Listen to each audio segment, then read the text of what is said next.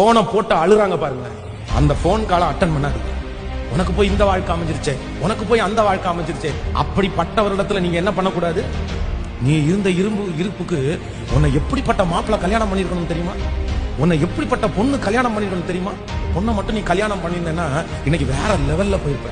அந்த பையனை மட்டும் கல்யாணம் பண்ணிருந்தேன்னா வேற போயும் இந்த இடத்துல விழுந்துட்டியே, இந்த குப்பைக்குள்ள விழுந்துட்டியே. ஒரு நாளும் அவங்க மேல பரிதாபப்படுறதுக்கு நீங்க என்ன பண்ணிடக்கூடாதுங்க, எட்டாமே கொடுக்கூடாது. அப்படி நீங்கள் இடம் கொடுத்தீர்களே ஆனால் உங்க வாழ்க்கை கட்டப்படவே முடியும். நீ ரொம்ப தனியா இருக்கிற, நீ எத்தனை நாள் தான் இப்படி தனியா இருக்கிறது? நான் சொல்றேன், என்ன குறித்து யாரும் பரிதாபப்பட வேண்டிய அவசியம். சத்தத்தை கேட்கிற அன்பு ஆண்டவருடைய பிள்ளையே, ஆண்டவர் ஒரு நல்ல வாழ்க்கை நமக்கு தருவார். நம்மை பரிதாபப்படுகிறவர்கள் இருக்க மாட்டாங்க.